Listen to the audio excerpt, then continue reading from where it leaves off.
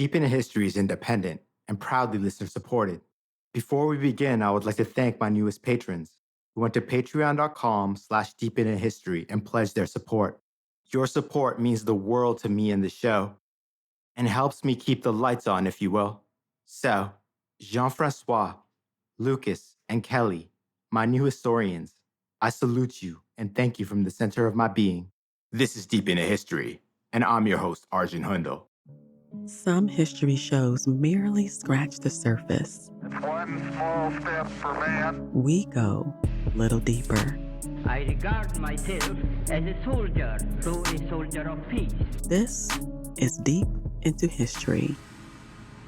How deep do you want to go? It is mid-January in the year 104 before the Common Era, and the Republic of Rome is in a state of emergency.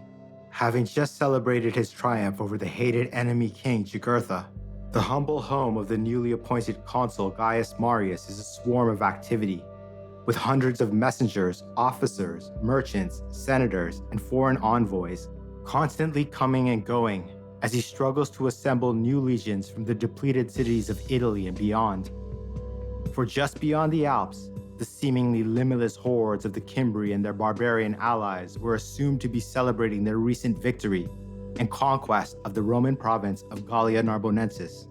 And in the early spring, once the Alpine passes could be crossed, would soon descend upon Italy and be at the gates of Rome itself.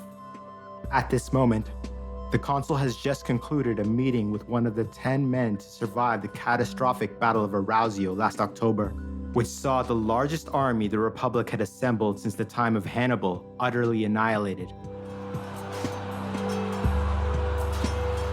The young military tribune, Quintus Sertorius, Marius was impressed by the 20-year-old, and after hearing the warrior's audacious plan to wage a clandestine Cold War on the rebellious tribes of Gaul, Marius had grinned at him. But there was a problem. For this dangerous mission to be successful, the consul would have to seek the aid of his former quaestor, Lucius Cornelius Sulla, an ordeal that would require him to humble himself before the handsome, brilliant, skilled, and egotistical nobleman who had technically ended his war in Numidia by capturing Jugurtha. Hesitant to do so, the equally egotistical Marius gritted his teeth and was searching his mind for others who may be able to fulfill the mission, when suddenly his studium was once again full of Romans and allies seeking a moment of his time to deliver aid, requests, and correspondence. In the preceding weeks, the consul had sent various decrees to the Senate and People's Assemblies, which they had ratified, and relayed them to the allied cities of Italy, the provinces of the Republic, and their allied client kingdoms, seeking to address the manpower crisis Rome was facing.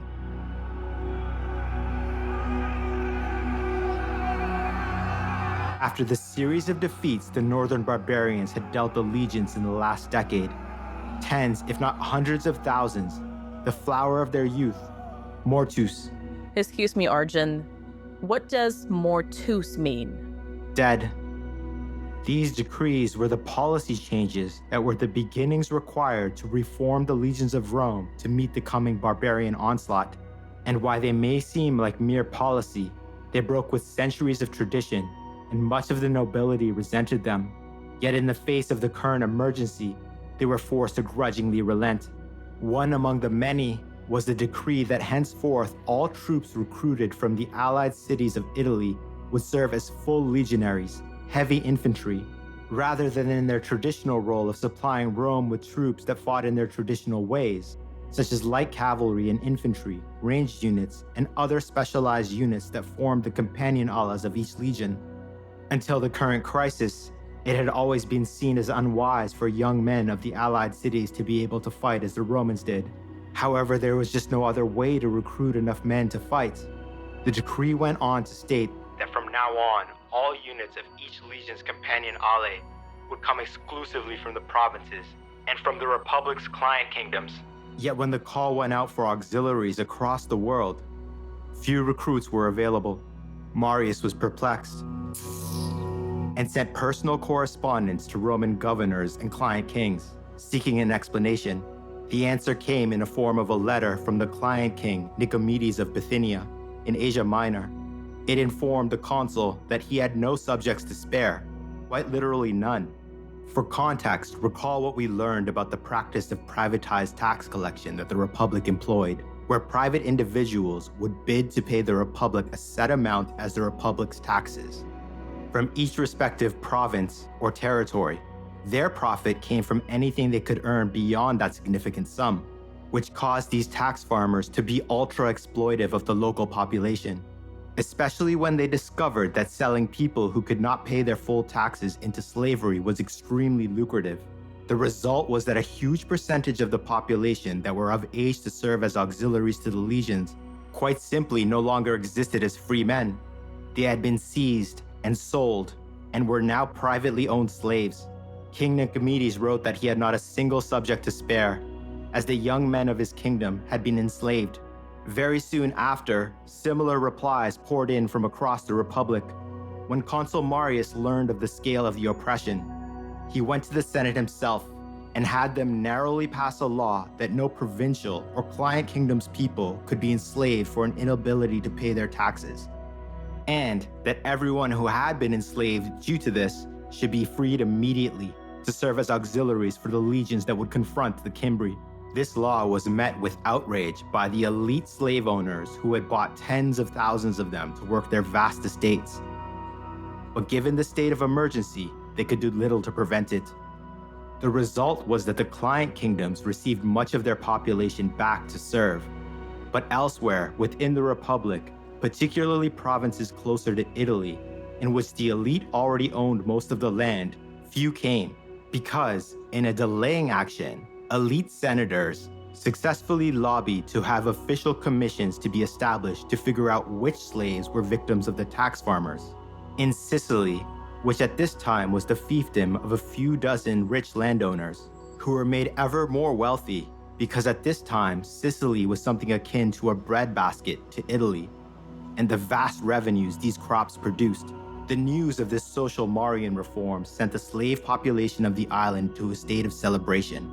In a game of ancient broken telephone, the slaves of Sicily believed that Marius had emancipated them all, eagerly awaiting their freedom. However, the Roman commission sent there only freed a few dozen of the hundreds of thousands of slaves of the island. Anger and fury spread among the slaves, which resulted in a slave revolt of catastrophic proportions that history has come to call the Second Servile War. I will cover these three wars later in Versus Spartacus. I'm Spartacus! I'm Spartacus. I'm Spartacus! But for now, understand that Sicily was a premier source of grain, salt, and olive oil, on which the basic function of the Republic depended. Yet now, in its most desperate hour, this critical supply was lost. And when news of this revolt spread, in addition to all their grief for their dead and the terror of the incoming invasion, the people now feared that they would go hungry.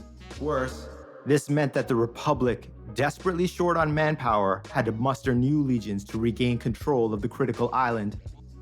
This crisis, along with the coming war and the need for man and horsepower more than ever before, made Consul Marius grit his teeth, because it became obvious to him that there was only one man in Rome he needed on his side to help mitigate these issues, and of course, who could be the key to success in the very dangerous covert mission deep into enemy territory proposed by the tribune, Quintus Sertorius, mere hours before.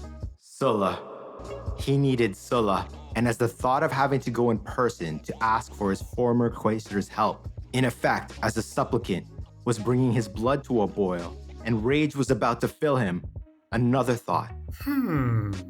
A solution, as if planted by some denizen of Olympus, came to his mind and brought a sense of calm immediately, because he had the perfect emissary, a man that had become as a brother to both he and Sulla, the Ajax of the late Republic, his enforcer and chief justice of the African legions, the giant Aulus Manlius.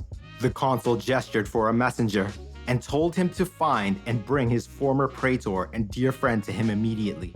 And despite all the stress, troubles, and complications of saving the Republic from certain doom, Gaius Marius smiled, because he knew Jupiter Optimus Maximus was with him, and he would become consul of Rome 7 times. This is the tale of the late Republic's most desperate hour. The saga of Jupiter's chosen, Nicopolis' Felix, and the beloved of the goddess Diana Huntress, preparing to face their ultimate test. Rome versus the Cimbri, Rome versus the Teutones, Rome versus the Ambrones, Rome versus all the barbarian hordes of Celtic Europe beyond the Alps, and the Republic versus itself. So take a deep breath, let it out slowly. Put some smoke in the air if you choose, and just let your mind flow to my voice as we go deep into the end of the 2nd century before the Common Era and experience the feelings, the passions, the politics, the history that would compel the people of the Republic of Rome to allow a man who received a prophecy that he would attain the pinnacle of power 7 times as a child to remake their society's chief instrument of virtus, the mighty legions, in his own image, the Marian Reforms, in a tale I call Versus Reform. Welcome back. Before we advance our tale, let's take stock of Sulla's situation in the weeks before he received Marius's envoy. Immediately after the glorious triumph, Sulla, who had always been rejected by his class, the nobility, because of his childhood poverty, suddenly found himself invited to every elite party and function. At these nightly events, he found himself the center of attention, not just with their ladies, but for the first time in his life, by their men. The most powerful, influential, and wealthy senators in the Republic were suddenly hanging off his every word, offering him every kind of compliment for his bravery and his deeds on the battlefield, begging him to regale him with the tale of the cunning he had used to secure the capture of Jugurtha, and how he had managed to secure King Bocchus of Mauretania as his sole client, which had made Sulla, as Patronus, among the most powerful the Republic had ever known. Then, as each evening's festivities wound down, he found himself invited into the host's studiums for more private conversations. This is where the elite put forth the idea that it was he who had won the Jugurthian War, that Marius's victory was in fact his, and that he should have been given the glory. At first, Sulla rejected this notion, stating correctly that in every victorious campaign throughout Roman history, the deeds and actions of junior officers had been viewed as a credit to the praetor or consul in command of the campaign, that he took no insult, and pointed out that after all, he had benefited greatly by securing King Bocchus as his sole client, and that Marius had not begrudged him this. As consul, he could have easily sent notice to Mauretania that the king would have to become his own client if he wished peace and friendship with Rome, or ordered him to become a client king of the Republic. He would go on to explain that in addition to all this, Marius had been extremely generous with the vast spoils his legions had taken during the war in Numidia. Yet night after night, Sulla was told the same thing by the very men whose respect and admiration he had desired since he was an impoverished boy. He was tempted, yet remained resolute. But then something strange happened. okay, I'm dying to hear. He received a gift from his friend and client, the same King Bocchus of Mauretania, a solid gold signet ring, which Sulla took to wearing and used as his official seal to press into the wax that closed all of his correspondence. When this was brought to Marius's attention, he was annoyed, doubly so, because he had heard of Sulla's meetings with his elite enemies, particularly the ultra-powerful Caecili Metelli family, and it seemed to the consul that his former quaestor was allying with them in the power struggle for the Republic, because the seal depicted Jugurtha in chains, kneeling before the triumphant quaestor Sulla, which implied that it was he who had actually won the war. And thus Sulla had accepted the elite narrative. It is often reported in books and articles that this was the first major breach between the two men. But it is my opinion that what comes next refutes that idea. The actual breach itself did come soon after, though, as we shall see. Though his ego was titanic, Gaius Marius was a pragmatist and knew he needed Sulla to win the coming war. So it was that he swallowed his pride and instructed their one mutual friend to relay his offer. The giant, newly minted pro-praetor Aulus Manlius was received royally at Sulla's home, Nicopolis' beautiful villa overlooking the city. The two friends embraced as brothers. After chit-chatting over a cup of wine, Marius' offer was presented, and it went like this. First, The consul offered Sulla the rank of legate, what does that mean? meaning he would have limited imperium, the right to command a single legion, a general of the Republic, in Marius' army when battle with the Cimbri came. Okay, I get it. Recall that Sulla had skipped many steps up the cursus honorum by bribing election officials to be allowed to run for the advanced rank of quaestor. And with his popularity among the common people, he had easily won.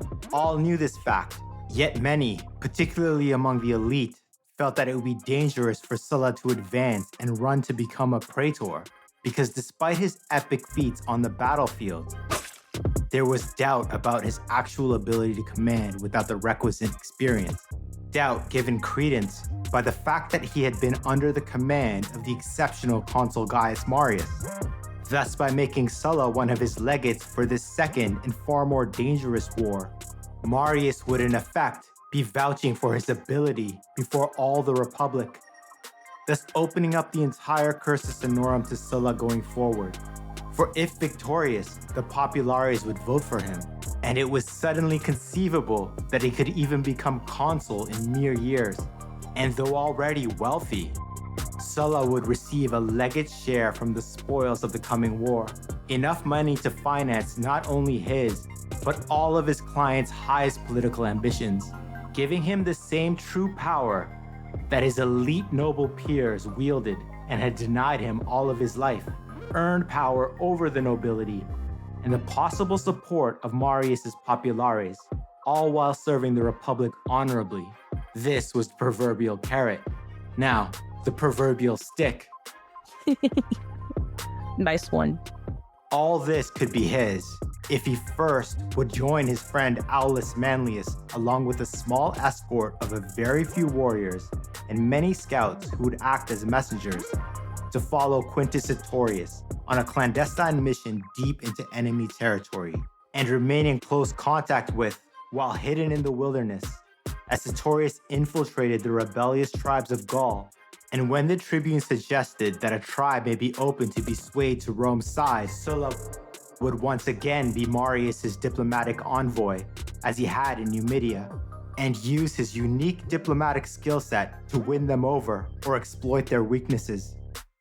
A feat the consul knew was well within his ability to achieve. Next. A crucial and vital request. Sulla would have to reach out to his sole client, King Bocchus of Mauritania, with an order to provide the legions of the Republic with units for their companion alas, as well as horses for the coming Cimbrian War. No small request, but as the king's patronus, and given the fact that Bocchus loved Sulla, and his resources were beyond vast, not a terrible burden. In fact, with the new lands granted to the king by the Senate from conquered Numidia, land Sulla himself had secured for his client, it could be actually beneficial, as the king could test the loyalty of his new subjects and rid himself of one he suspected as rebellious. For given the Republic's record against the barbarians, anyone he sent may well die in the coming war. Sulla weighed all of this in his mind. He was sick of the constant political intrigue he was subjected to every night at the parties of the elite, sick of being treated as a useful tool by the mighty, as they had not offered him anything tangible, just their words. And given the chance to fight and earn true political power in his own right, for the first time, he considered more. The risk to his personal safety on the covert mission would be extreme, but no more so than what he had just experienced during the Jugurthine War, along with the accolades he would receive by using his client king's resources to provide desperately needed cavalry and support units. It would solidify his power base independent of the nobility, many of whom he remembered had mocked him as a youth. Thus, he opted to accept. So he looked into his friend's huge eyes and nodded. So it was that pro-praetor Aulus Manlius and legate Lucius Cornelius Sulla left Rome with a very small bodyguard of legionaries and messengers to rendezvous with Tribune Quintus Sertorius, who was already beyond the Alps, preparing to engage in the very dangerous mission. We'll return to their epic quest in a few moments. Shortly after Sulla and Manlius departed Rome, only days after, in fact, Consul Marius himself did as well. With him were the single gladiator-trained legion that the previous year's consul, Rufus, had scraped together in a desperate effort to have a force ready to defend the walls of Rome, because after the Battle of Arausio in October, it seemed likely that the barbarian horde would be at the walls of the city itself.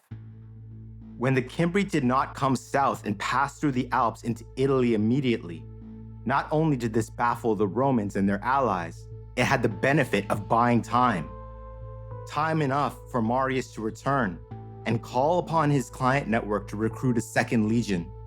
Precious time for all the politics, reorganization, and the eruption of the colossal slave revolt on Sicily took place in the immediate aftermath of Gaius Marius' triumph.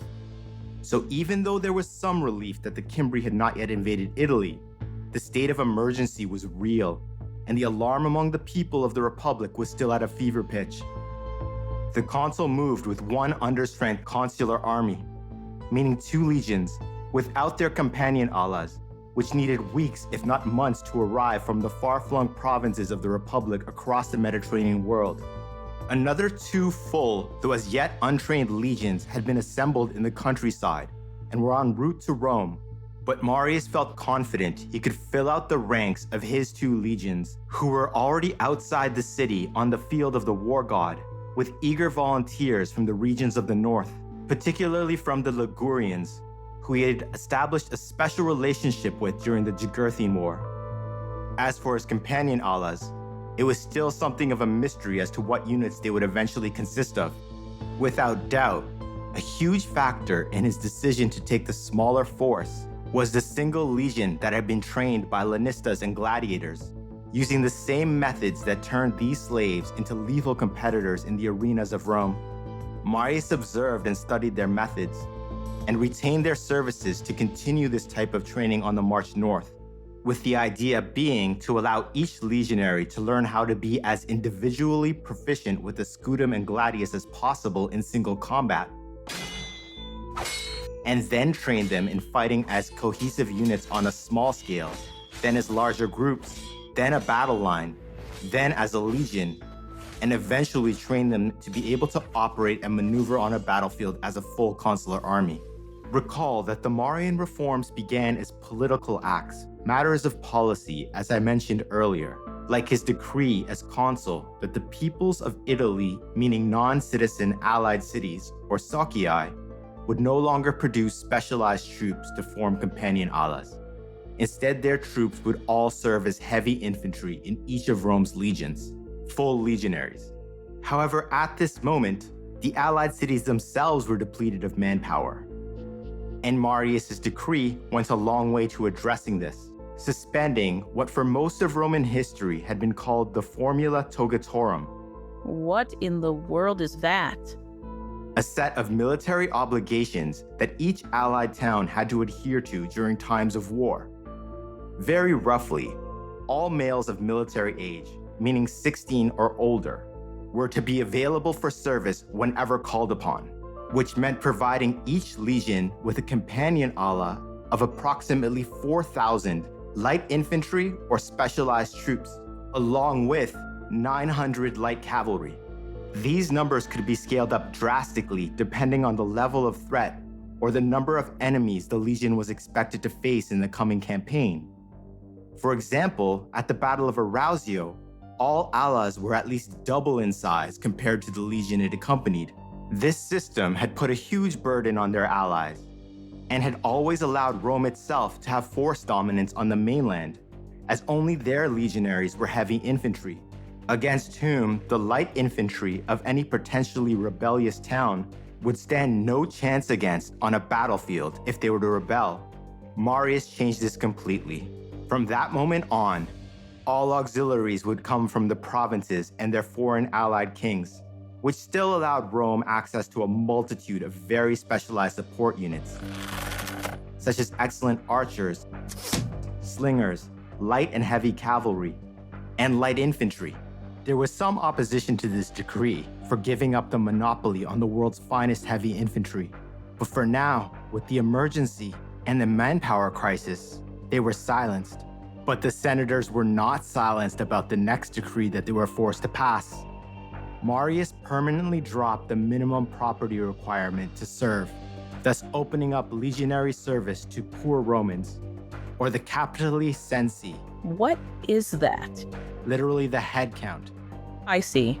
the lowest of the lower class, who owned no land, and were thus literally counted by heads. The mob, the vast poor masses, who now had a path to better their material conditions through service to the state. They would have to serve up to 16 years, if needed, as Roman campaigns tended to take much longer than they ever had before. With increased and regular pay provided by the state, and crucially, they would be provided with armor, weapons, and all other equipment upon enlistment paid for from the public treasury. The salary for each legionary was still not great, but it established a minimum wage of sorts that could be supplemented and indeed greatly enhanced by the spoils of war, along with a possibility of a land grant after service, which their commander would have to negotiate with the Senate for them after a successful conquest, opening the possibility of turning the urban poor into small landowners, which they could then use to farm, feed their families, and potentially sell produce, a basis for modern generational wealth building. Speas. Hope. If you consider the time, Roman society, and their culture, the land grants fit completely into the warrior code of the Romans, virtus. For if victorious, having expanded the territory and glory of the Republic, should the legionaries and their families not gain a small portion of that wealth? In addition to these political reforms, it was at least hinted that there would be a path to Roman citizenship for recruits from the allied cities of Italy after they had served, for after all, they'd be serving as full legionaries. The elite families already enrolled in the Senate and entrenched in the power structure objected to this vehemently, not due to the original concept that a citizen who owned land actually had a stake in ensuring that their right to own said land was dependent on the government, or that by recruiting the landless, thus giving any commander of a legion who would distribute the spoils of a victorious campaign could gain the absolute loyalty of his legionaries. Rather, they presented it as a budget matter, that the expense to the state of supplying plebeian soldiers with the essentials was simply too expensive.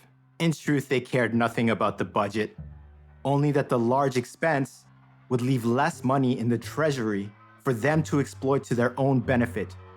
For example, by selling their vast swaths of land to the state at exorbitant rates for infrastructure projects, such as desperately needed aqueducts or roads, as they had been doing for the last century.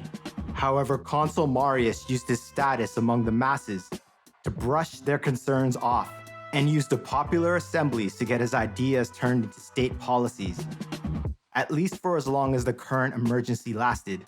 I should note that none of these policies were seen as permanent at that moment, Copy that. but rather a necessity to recruit enough soldiers to defend the Republic, to illustrate the general contempt the poor were held in, and the view that only owning property gave a citizen any stake in ensuring the state's continued existence. Here are the ancient Roman historian Julius Expertanius' words. When he conscripted new soldiers, he was the first general to take into war the capitali censi, who were useless and untrustworthy citizens. The citizens who had no possessions were recorded in the census by their head, which is all they owned, and in times of war stayed within the city walls, because they could easily turn into traitors, as poverty often leads to evil. Marius took these men, who should not have been entrusted with public business, to fight in the war. The structural forms to the legions themselves began once the consul's legions marched north. They were based in many ways on Scipio Aemilianus' retraining of the shattered and undisciplined legions of Hispania. He had witnessed and taken part in as military tribune during the Numantine War, along with his experience of remaking the African legions in his own image, which we experienced in the first part of Versus, the Eagles of Jupiter. His first major military reform was to drastically reduce the number of pack animals, such as mules, and almost completely eliminated all but the most essential animal-pulled carts completely, shrinking the baggage train, or impedimenta in Latin, of a legion from a column that could previously range for many miles, up to 5 to 10 at points, to something much smaller, with animals carrying only essential equipment, and made the formation much more manageable, which had the benefit of vastly increasing a legion's speed. This was achieved by making each legionary carry all of his own equipment, tools, along with a minimum of 2 days of grain, but it was most likely 5 days, which would be ground down to bake their daily bread when they made camp. To give you an idea of how much more each legionary was suddenly required to carry, approximately 50 to 60 pounds, let's break down their new standardized Marian armor, weapons, and kit. Okay, Arjun. Give me a minute here as I take out my number 2 pencil.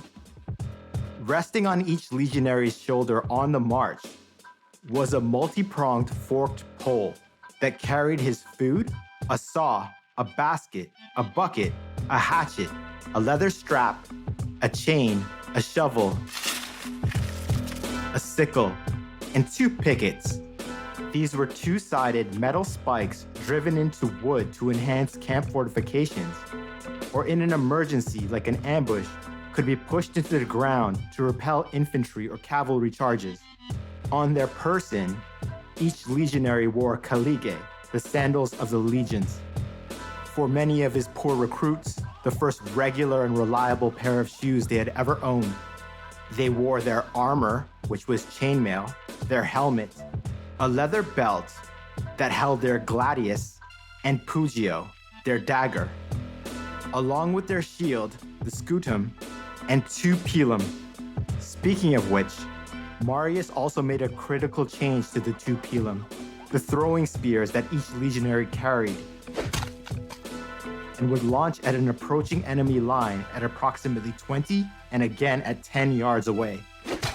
Its long, narrow metal shaft attached to its much heavier wooden base was designed to penetrate an enemy's shield. Because of the weight being on the rear, the narrow head should bend, rendering the shield useless.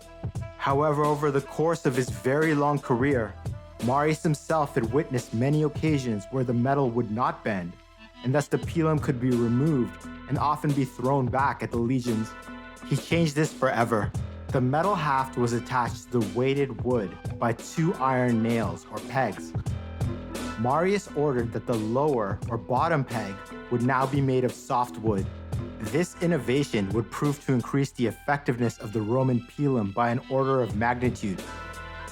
Because even if the long killing point did not bend, the weight of the wooden base alone would crush the new wooden peg, meaning that on impact with the shield, apart from any injury caused to the enemy by the spear tip, the pilum would in essence scissor, denying any potential enemy of a straight spear to throw back.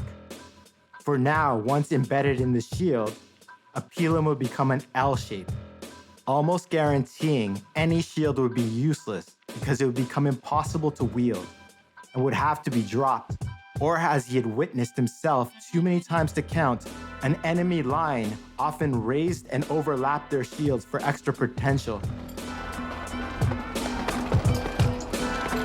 Thus, the new pilum potentially robbed 2 or even 3 warriors of their primary defense in melee combat. An incredible feat, as they left the city behind. North, through Italy. His legionaries marched in full kit, carrying their supplies for 16 to 20 miles a day. Each evening, they would have to construct a walled and fortified camp on suitable ground found by his advanced scouts and then measured out by his engineers.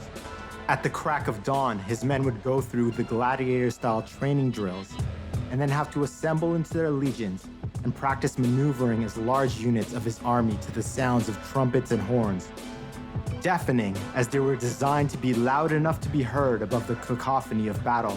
This training leads us to his next innovation, or rather formalization of an innovation used by Scipio Aemilianus. The maniple, which consisted of 2 centuries, was no longer to be the standard tactical fighting unit of a legion. From now on, it would be the cohort, consisting of 6 centuries, which meant 480 legionaries. This made complete sense, as the Republic had fought and was about to fight an enemy army that vastly outnumbered them. And detaching a maniple to flank an enemy, or indeed protect their own flanks, was simply not a large enough force to reliably achieve their objective on the battlefield. With the cohort, functionally a mini-legion within a legion, to which could be assigned an auxiliary cohort of support troops, a mini-companion ala, I shall call him Mini.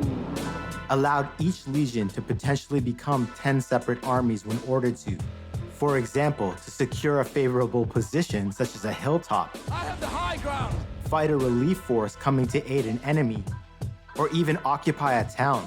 As we shall soon witness, in battle a lone cohort was far more effective, as their own individual maniples could serve the same function as a cohort did to a legion, able to separate and meet new threats on the battlefield. The extra weight all his legionaries carried, coupled with the daily marches, building of their camp, training, relentless drills, and mock battles, gave Consul Marius the most physically fit and competent newly created legions perhaps ever seen. As reports of their march north filtered back to Rome through official dispatches and observers or letters sent home by the men under his command, his enemies in the Senate took to mockingly call his new legionaries Marius's mules, because he forced them to carry all the extra equipment, an attempt to convince the public that he was mistreating his men. Yet Marius even used this attack to his advantage, sending word back to his Julia Maria. And through their massive client network, she spun an affectionate tale of how his mentor, the legendary Scipio Aemilianus, had rode down his lines of march every day to ensure that every pack animal was healthy, never overburdened, and that Marius was taking the same care of every man under his command. And more, that the people's consul had vastly increased the speed of the legions on the march to meet the coming threat. The last major change that he made to his legions, but would be soon adopted by the Republic forever, was to make the eagle the standard of every legion, best described by the ancient historian Pliny. His words, "The eagle was assigned to the Roman legions as their special badge by Gaius Marius in his second consulship." Even previously, it had been their first badge, with 4 others, wolves, minotaurs, horses, and boars, going in front of their respective ranks. But it took a few years before the custom came into action, the rest being left behind in the camps. As we have learned, the eagle had a very special meaning to Gaius Marius, and would become the symbol of power for the Western world until this day. All this because a boy found a clutch of 7 eagle's eggs outside of his village of Serete, and because of their religious significance, he was taken by his parents deep into the forested hills beyond, to the cave of a Sibyl, who interpreted the omen and delivered the prophecy that the king of Olympus, Jupiter Optimus Maximus, had declared that the boy would attain the pinnacle of power, the consulship of the Republic, 7 times in the year 140 before the Common Era. A seemingly impossible and illegal feat, yet from that moment on, the prophecy ruled him. Just to reflect on this for a moment, examples like this is why I find history so utterly enchanting. Isn't it amazing to feel history resonate? The eagle, the symbol of power forevermore, came from one seemingly random boy finding a clutch of birds' eggs. Amazing. The army soon marched through Italy.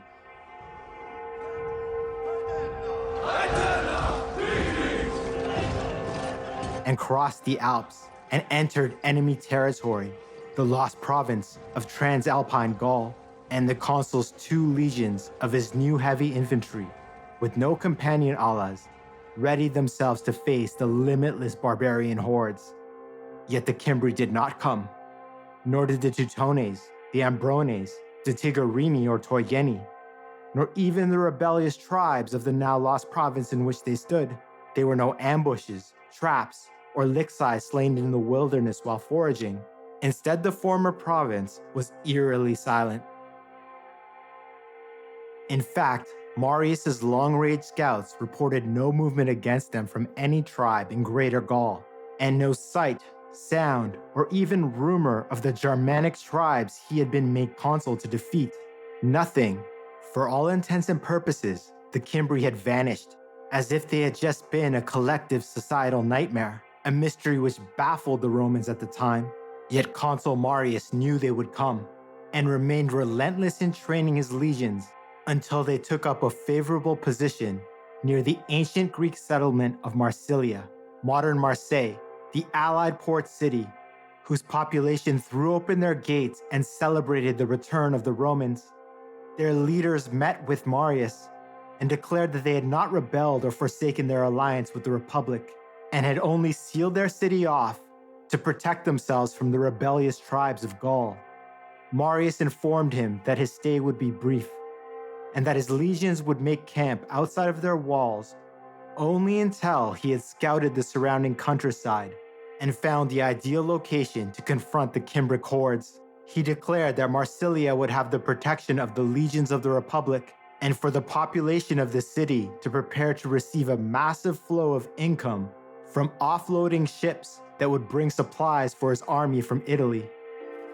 It was only within mere days, in fact, that the consul's scouts found the perfect ground to fortify and face the enemy. It was at the confluence of the Rhone and Isère rivers in what is now southern France. It was at the base of the Rhone Valley, thus giving him control of it and putting his legions in the direct path of any invaders from the north or west, as the position also effectively blocked access to the nearest passes through the Alps into Italy. Construction began, and by early summer of 104 before the Common Era, Marius's legions had constructed a Roman army camp unlike any other. Though much larger, the basic layout internally was the same, with pitched camps in ordered rows for each cohort, centered around the consul's command tent, with what were in effect streets separating each so that movement to deploy beyond the walls, reach the gates, or mount the fortifications themselves became habit through constant drills and training. The outer layers of defenses, however, broke with all tradition and was in effect Marius's masterpiece. He worked with his men, performing even the most basic task to create a wooden fortress, a Roman cithule with tiered walls, wide palisades, multi-story towers on which he stationed all of his massed artillery, which was an uncommonly huge amount because by drastically lowering the number of pack animals that moved with his legions, it also allowed him to lower the number of lixi, legionary slaves, that made up the remaining 20 of his 80-man centuries.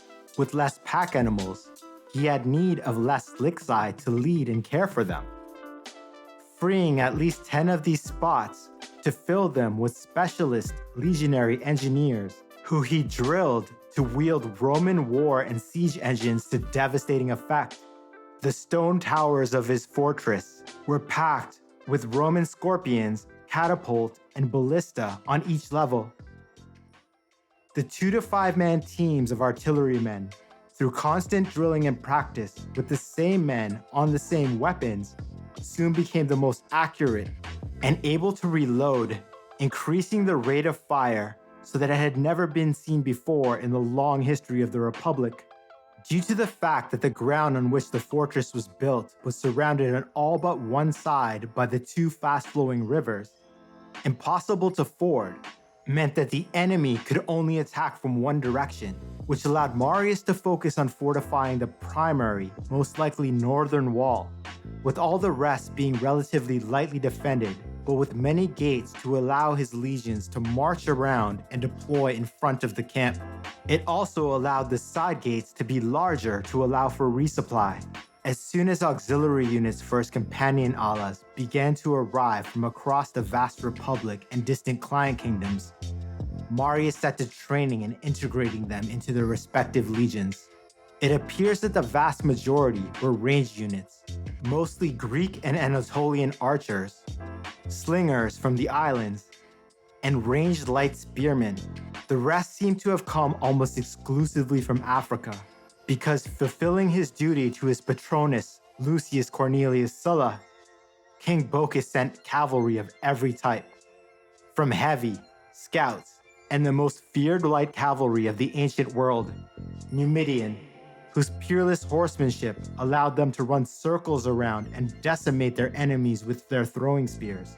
With these, he sent more light skirmishers, along with light infantry and thousands of desperately needed horses, which Marius used to create his own Roman-style cavalry, using legionaries who had experienced riding, drilling them as relentlessly as he did all his units until they were elite, his killers. The year passed, and then the next, with no sign of the Cimbri or their barbarian hordes. Each year, the people of Rome elected him consul again. And then, again. During this period, the men of his now exceptionally well-trained legions were becoming restless. So the consul added to their training by instructing their officers and centurions to teach every man how to swim, wield a bow, and a sling, specifically so that in the event of a siege, each cohort could take its turn manning the walls to relieve ranged units with devastating lethality. And if necessary, entire cohorts could be dispatched to swim across either river to flank the enemy. However, supplying his massive fortress with food, weapons, and various other necessities was becoming a problem. Allow me a moment to explain. The only port capable of unloading Roman cargo ships was at nearby Marsilia. The problem was that under the shallow coastal waters, where the rivers emptied into the sea near the port, sandbanks built up and dissolved with the tides, meaning at times sailing to the port was easy, and at others it could be treacherous, with low-riding ships laden with supplies becoming grounded or lost, their hulls breached by the unseen sandbanks. Thus, to ensure that supplies were never a problem, and to give his men something to do after their daily drills, he had them dig and dig. Let me guess. And dig. The result was the Fossa Mariana, or the Trench of Marius, a 16-mile-long canal that began on the River Rhone, next to his fortress, all the way south to what we call the Gulf of Stormalane. An incredible feat of engineering and a massive infrastructure project, which once completed in 102, allowed ships to sail directly to his fortress and unload on docks he had his legionaries build, a logistical and supply highway for the Cimbrian War.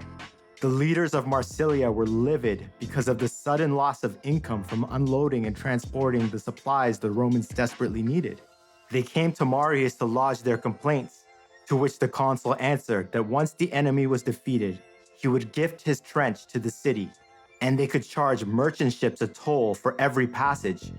It still exists today in modern Marseille, and is called Marius's Canal, and true to his word, has provided income to the city ever since.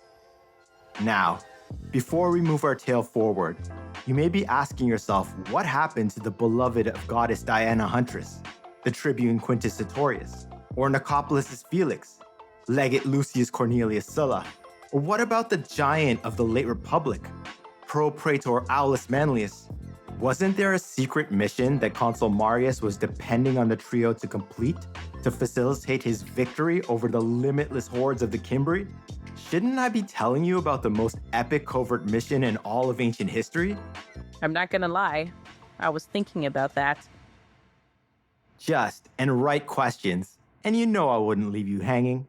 So allow me to do their near suicidal mission to subdue the rebellious tribes of southern Gaul through diplomacy, while gathering critical intelligence, revenge, and Roman justice, perhaps for the first time in modern history. So, are you ready? Then let's go. Winter 104 before the Common Era. After agreeing to accept Consul Marius' offer, Propraetor Aulus Manlius and legate Lucius Cornelius Sulla left Rome with a very small bodyguard of veterans of the Jugurthine War, who had accompanied the pair on their previous covert mission to treat with King Bocchus of Mauritania, along with perhaps a dozen scouts to act as messengers to deliver their correspondence back to Marius. They rode north through Italy and were approaching the passes of the Alps, after which they would be in enemy territory and would have to use the cover of the dark woods to make their secret rendezvous with Quintus Sertorius. The tribune had already been operating alone and was laying the groundwork, getting the lay of the land, and preparing for their mission to save the Republic of Rome from annihilation. Thus far, he had been operating solo, disguised as a native Celt, using his fluency of their language, gained by his mother's insistence of only speaking Celtic with their household slaves, along with his hard-earned wisdom of how the tribes carried and conducted themselves during his 2 years as a newly minted military tribune before the catastrophic Battle of Arausio, which he barely survived. Alone, the 20-year-old officer infiltrated the rebel province, gathering intelligence about the rebellious tribes from small villages, peasant homesteads, or farms in the countryside. He would approach these isolated settlements as one of their own, a Celtic traveler moving between tribes, skillfully using the divine law of hospitality, Xenia, which the Celts had long ago adopted from the Greeks, by offering to share his food and wine in exchange for shelter, which, once accepted, entitled him to guest right and protection while under their roofs. It also allowed him to speak freely as if an extended member of the family, and vice versa. He was very generous with his wine, which allowed him to get to know what the tribesmen were thinking, their loyalties, the political situation within their tribe, news about their neighboring tribes, and to try to get the latest information about the movements of the Cimbri, the Teutones and Ambrones, and the warbands of the Helvetii from the Tigurini and Teugeni that had rampaged across Gaul, all of whose whereabouts were currently unknown. Critical intelligence. With Rome in essence locked behind the Alps, his mission began to remove much of the fog of war. Once he rendezvoused with Sulla and Manlius' squad, most likely in early spring, who would remain secreted in the dark forests. And because he was now confident that he could pass as a native, he began to approach larger tribal settlements, towns, and even their main citadels. It worked like this. Sertorius would infiltrate, find out everything he could, and rendezvous again with Sulla and Manlius. If Sulla thought there was a situation that could be exploited right away, he and Manlius would enter the town to meet with their leaders. This was particularly true for any tribe that Sertorius informed them was wavering in their support for the Cimbri, or whose peoples did not approve of their chieftain's decision to oppose Rome. Sulla used all his charm and diplomatic skills to flip a rebellious tribe back to the Republic's side, or at the very least turn them neutral, in exchange for intelligence on other tribes and the movements of the greater Cimbric horde. The combination of the trio, Sertorius, Sulla, and Manlius, respectfully, the infiltrator, the negotiator, and the enforcer, proved to be incredibly effective immediately. 103 before the Common Era.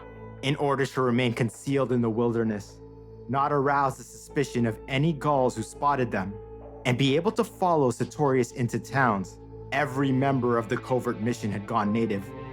The Romans had grown out their hair, beards, and had adopted Gallic clothing and arms.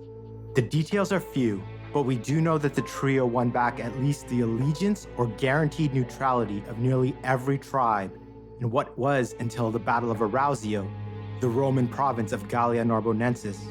Among the many diplomatic feats Sulla may have engineered, included coups against pro-Cimbri chieftains by assuring their rivals the support of the Republic, and culminated in his capture of the high chieftain of the Tecto sages, Copulus of Tolosa, who, when put to the question, revealed that the southern Gauls had been in contact with the Marsi, an Italic tribe who lived in the mountainous spine of central Italy, and who had at least tacitly agreed To rise up against the Republic when the Cimbri invaded, Sulla used his extended client network, particularly those of the lower classes, to send word to the Marsi that he knew of their plot, with a friendly suggestion that it may be far healthier for their tribe to remain loyal to Rome in the coming Titanic War. With the plot revealed, their chieftains immediately agreed and begged forgiveness, and Sulla, being Sulla, used this to make the Marsi his clients by brokering a formal Friends of the Republic agreement. This was done without the involvement of Marius, which must have annoyed the consul. Sadly, we don't know much more than this, apart from the fact that Quintus Sertorius covertly ventured deeper and deeper into Gaul, and the mission continued. However, here I will offer an educated guess based on the massive amount of research I have done for the entire series. Allow me to explain. Most historians, and I cannot blame them as their entire field, if they are credible, require, if not verifiable fact, at least a line or two from a primary source to put forth a possibility. This has resulted in a general narrative that Consul Marius became jealous of Legate Sulla's diplomatic triumphs, and this is what caused the major breach between the two men. However, consider the context. A covert mission involving secret dealings by necessity, as none of the tribes wished to anger the Cimbri and be annihilated upon their return. Thus, very few of their achievements could be made into public spectacles or patronus political propaganda in Rome.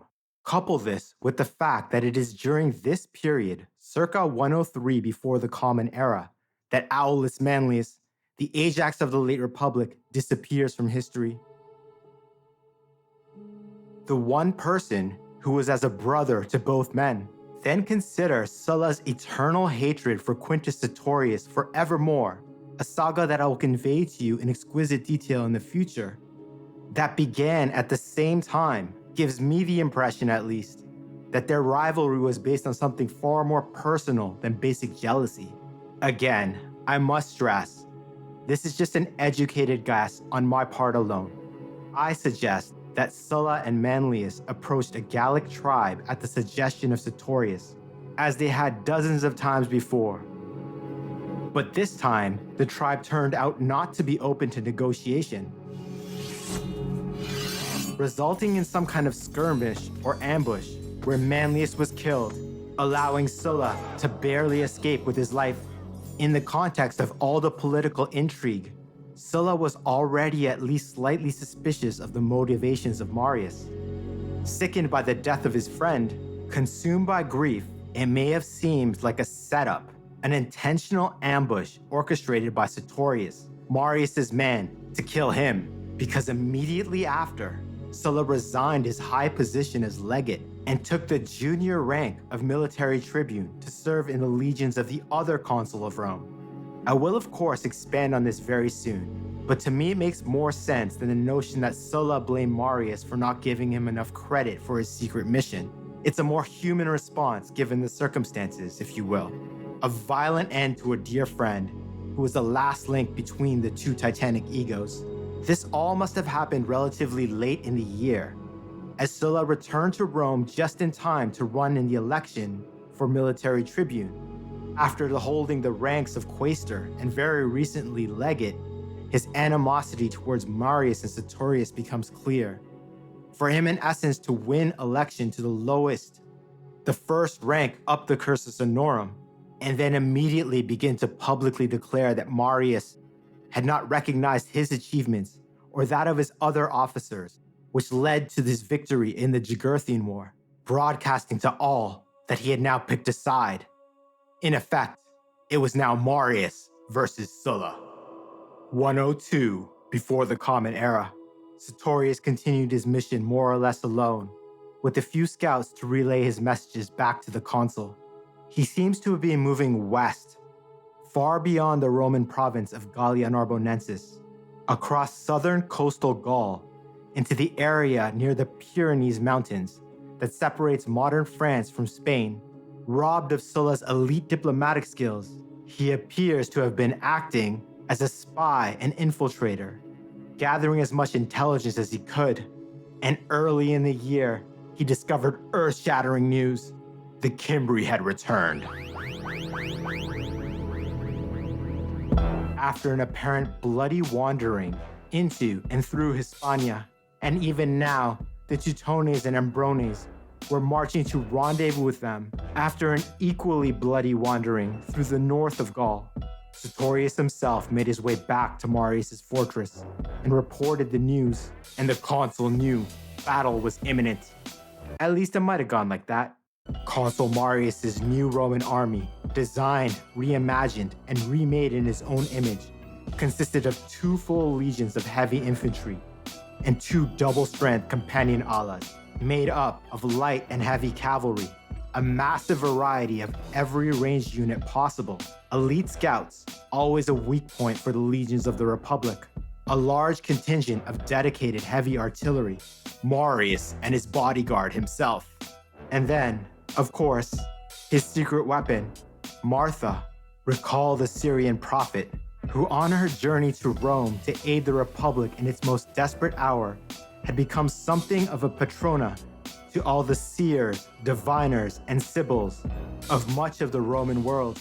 Because of the accuracy of her predictions, she had been ejected from the Senate violently, but after proving herself to Julia Maria, the wife of the consul, had become her exclusive client, thus giving Marius, through Julia and Martha, control of much of the spiritual side of Roman life.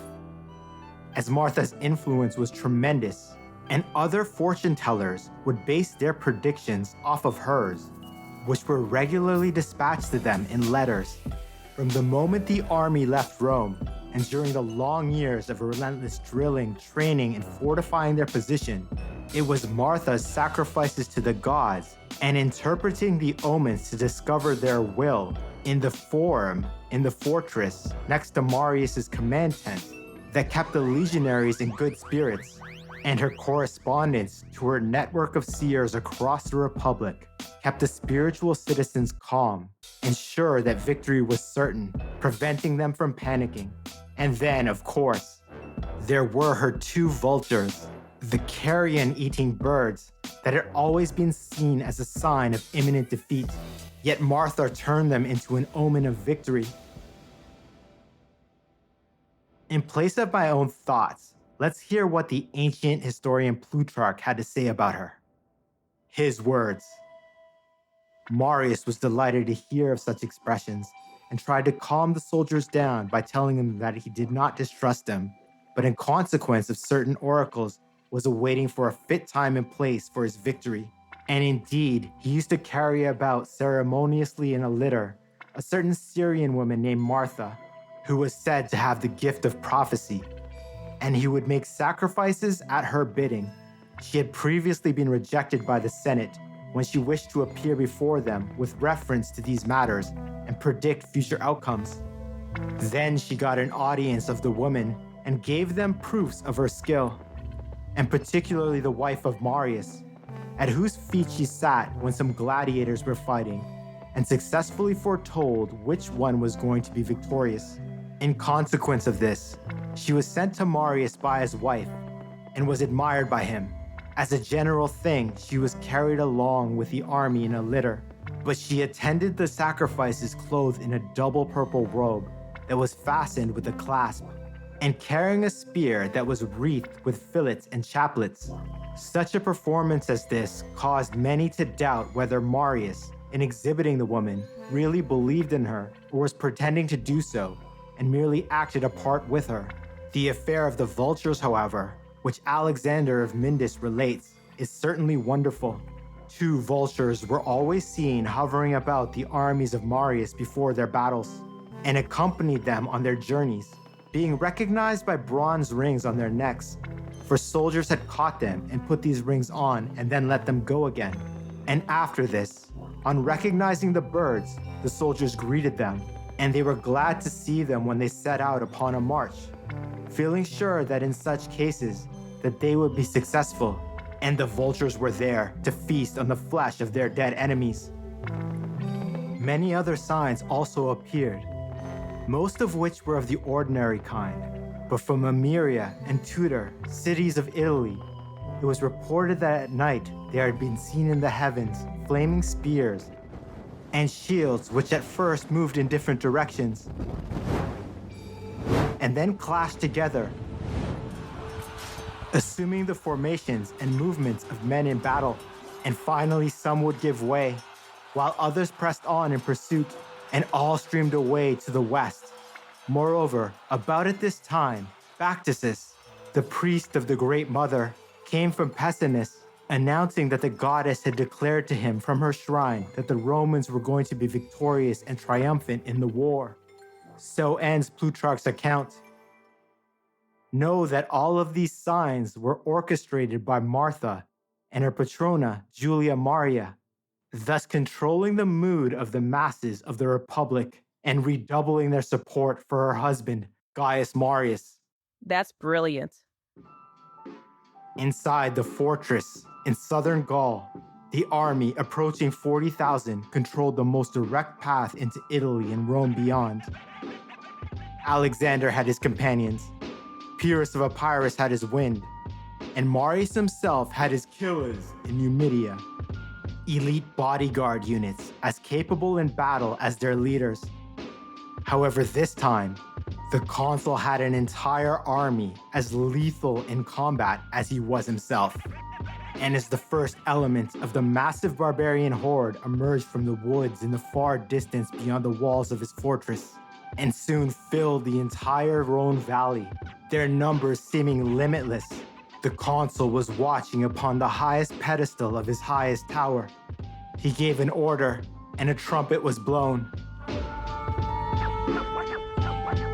And his legionaries manned the massive battlements. And in his mind, the child of prophecy thanked Jupiter Optimus Maximus for his blessing and grinned. For it was time to seize his destiny, because he knew he was the instrument of the king of Olympus's will.